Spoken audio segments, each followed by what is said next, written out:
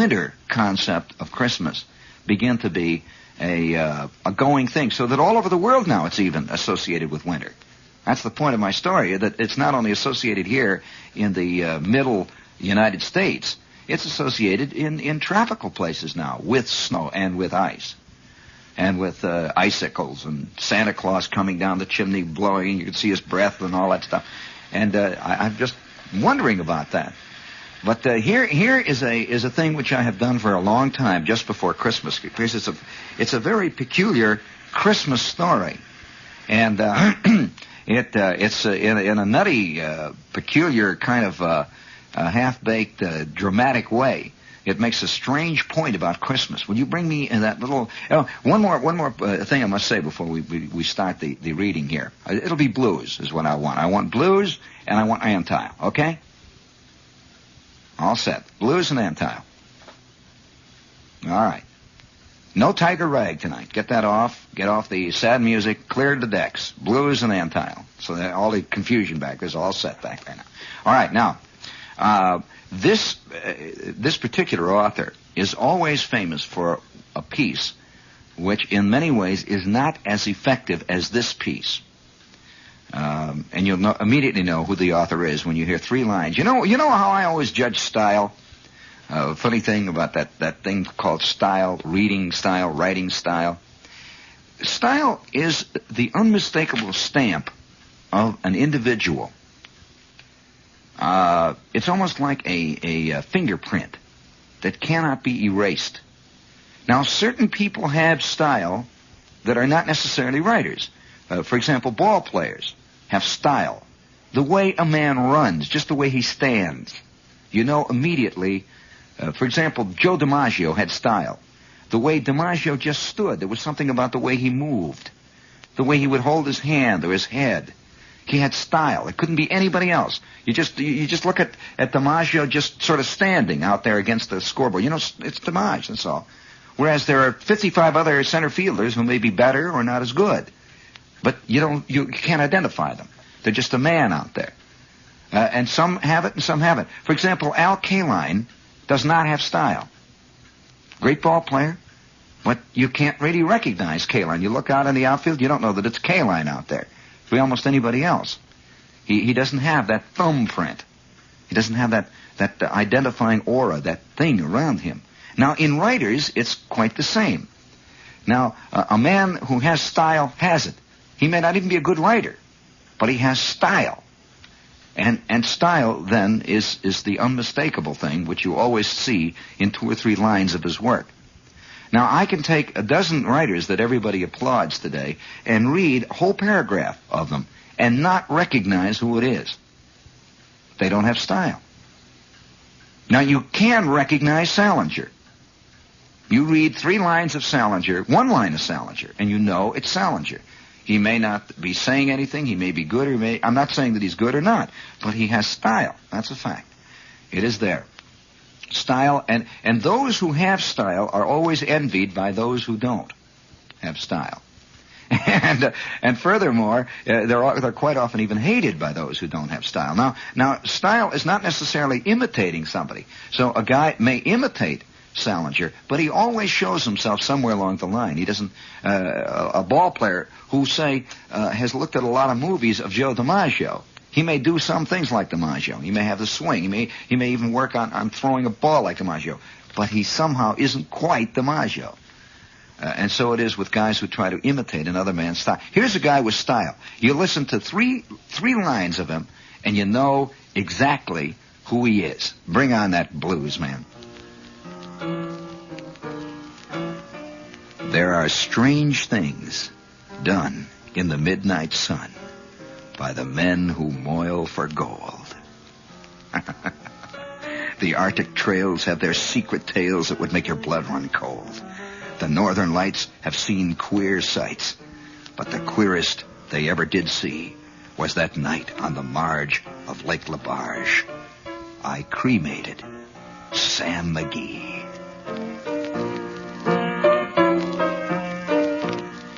Now, Sam McGee was from Tennessee, where the cotton blooms and blows.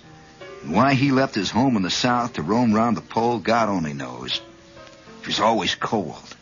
But the land of gold seemed to hold him like a spell, though he'd often say in his homely way that he'd sooner live in hell. On Christmas Day, we were mushing our way over the Dawson Trail. Talk of your cold. Through the parka's fold it stabbed like a driven nail. If our eyes we'd close, then the lashes froze until sometimes we couldn't see. It wasn't much fun. But the only one to whimper was Sam McGee.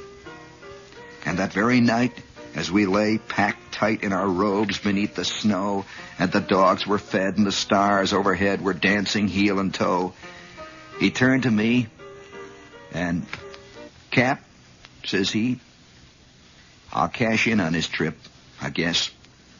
And if I do, I'm asking that you won't refuse my last request." Well, he seemed so low that I couldn't say no.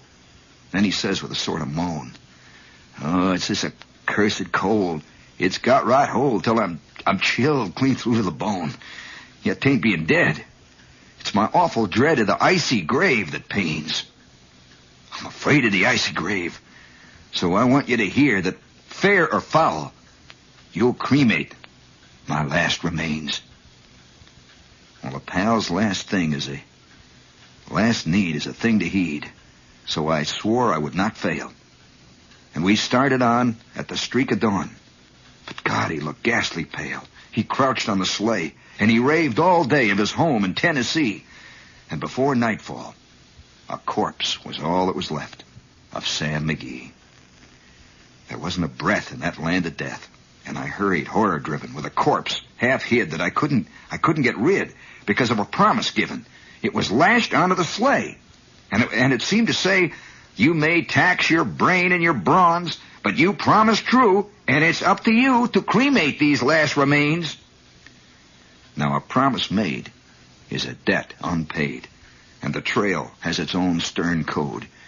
In the days to come, though my lips were numb and my heart, how I cursed that load. In the long, long night, by the lone firelight, while the huskies round in a ring howled out their woes to the homeless snows, God, how I loathed that thing. And every day that quiet clay seemed to heavy and heavier grow. And on I went, though the dogs were spent and the grub was getting low. The trail was bad, and I felt half mad, but I swore I would not give in. And I'd often sing to that hateful thing, and it hearkened back with a grin, till I came to the marge of Lake LaBarge, and a derelict there lay. It was jammed in the ice, but I saw in a trice it was called the Alice May. And I looked at it, I thought a bit, I looked at my frozen chum, then, "Here," said I with a sudden cry, "here is my crematorium." Some planks I tore from the cabin floor, and I lit the boiler fire. Some coal I found was lying around, and I heaped the fuel higher. The flames just soared, and the furnace roared. Such a blaze you seldom see. Oh, and I burrowed a hole in the glowing coal, and I stuffed in Sam McGee. Then I made a hike, for I didn't like to hear him sizzle so. And the heavens scowled, and the huskies howled, and the wind began to blow. It was icy cold, but the hot sweat rolled down my cheeks, and I don't know why. And the greasy smoke in an inky cloak went streaking down the sky. I do not know how long in the snow I wrestled with grisly fear, but the stars came out, and they danced about ere again I ventured near. I was sick with dread, but bravely I said, "I'll just take a peep inside. I guess he's cooked." It's time I looked. And then the door I opened wide.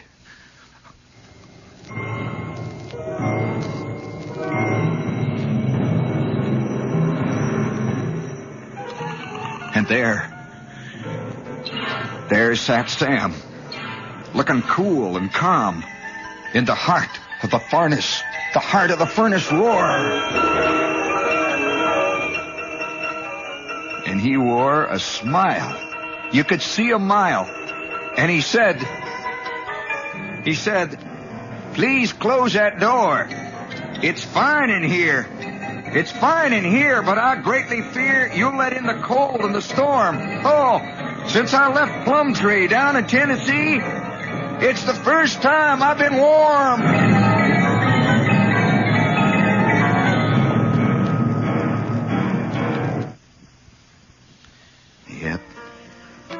Yep. There are strange things done in the midnight sun by the men who moil for gold. The Arctic trails have their secret tales that would make your blood run cold. The northern lights have seen queer sights, but the queerest they ever did see was the night on the marge of Lake LaBarge that I cremated Sam McGee.